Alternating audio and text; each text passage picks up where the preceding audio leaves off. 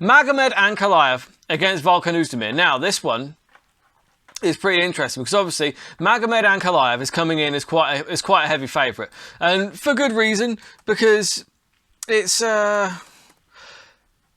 I mean, he's basically the dark horse of the division. I say dark horse. He's not even that much of a dark horse because people are very aware of how good he is.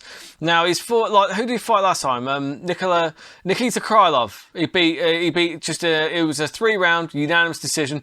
Before that, he knocked out Ion Kutaleba twice in a row.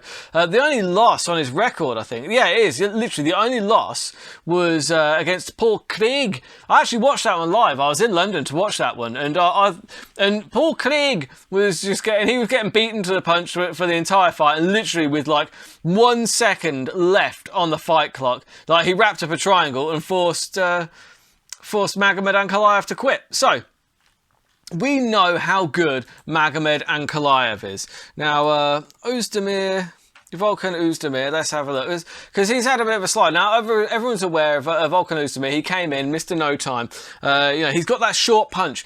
He's very good at short range, really short range, because there's like that punch he caught Jim Manawa with was literally like, it's like a 6-inch little punch that he just kept, very similar to Shane Carwin. Like Shane Carwin used to do a similar, like that one that he caught Gonzaga with, because Dan Hardy mentioned it on his podcast earlier. But like I've always thought that Oezdemir is kind of like a light heavyweight Shane Carwin in a lot of ways, in that he's just very good when he's in short, but when he's fighting people that are a little bit longer, he can come into some trouble, because obviously he lost the split decision to Dominic Reyes, he lost to Anthony Smith, lost to Daniel Cormier, but I mean, and Jiri Prochaska, those are like, he's lost like 1, 2, 3, 4, he's lost 4 of his last 6, so okay, he's not on the run that got him to the title shot, is he? Do you know what I mean? That run that got him to the title shot, over St. Preux, Misha Kirkinov, Jim Manawa,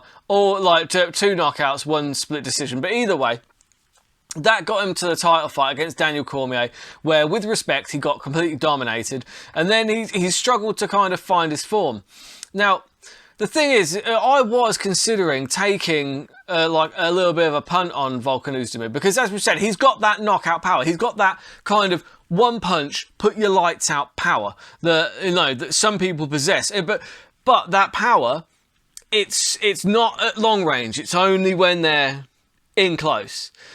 I don't think that Ankalaev is going to let him get that close. I really don't, because we see the way Ankalaev fights. He's just very good at just keeping the fight exactly where he wants it, and he doesn't want to be in a phone box with Volkan Oezdemir. I'd be very surprised if it ended up there, and if it does, Oezdemir's got a good chance of knocking him out. You've got +6, so 5-1 on the Oezdemir knockout. That might be worth a little, because I mean, if it does end up in that kind of phone box, then obviously Oezdemir has got as good a chance as anybody of flatlining Ankalaev, but I don't see that happening. What I do like, though, is the decision. I don't think that Ankalaev is going to finish Volkan Oezdemir within 3 rounds. I just feel like he's going to be able to separate from the wrestling, because he's a really good he's got the wrestling beard, so he's a good wrestler, right?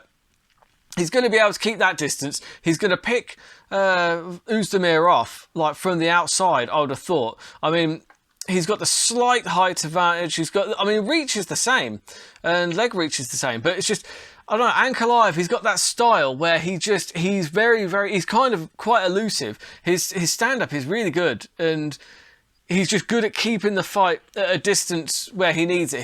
His distance management is actually very, very good. I would note that Oezdemir's now got hair as well. I mean, I think he had hair in his last fight, if I remember rightly. It looked very, very odd. It's kind of like GSP's been growing his hair out now as well. It's like, what are you doing? They just made a statue of you bald-headed prick. Now shave that head. Shave that head.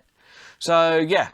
Ankalaev. Now, the bet I'm going for in this one is actually some pretty good value, because you've got the methods here. The one that draws my attention is the decision for Ankalaev. I think that that's very likely to happen. Like, Oezdemir, he is, he's still very good. Do you know what I mean? You look at the people that he's lost to, yeah, he's got some losses, but he's just lost to, like, very, very good people. He does tend to lose. Well, the only worrying thing about that bet is that he does tend to lose by finish, not TKO by Cormier, submitted by Anthony Smith, and then he went to the split decision loss for Reyes, and then he got knocked out by Jiri Prochaska. Now, but those guys, I don't know, with respect to Ankalaev isn't like flatlining people like all the time. Although he has got, basically, he's got 15 wins, 9 of them are knockouts, 6 of them are by decision. So it's not like he's flatlining people all over the place. Although, with that being said, you know, like in his UFC career, he is 1, 2, 3, 4, 5. So yeah, so 1, 2, 3. He's got 3 out of what was it? How many fights he had in the UFC? So he's got 1, 2, 3, 4, 5, 6, 7, and he's got 1, 2, 3, 4. So 4 of 7 fights in the UFC, he has gotten the knockout. I mean, that is worrying for my bet, but I just feel like Oezdemir's quite tough. He's probably one of the better people that Magomed Ankalaev has fought to date. So for me, I like the decision for Magomed Ankalaev. I feel like he's going to be dominant, but not dominant enough to put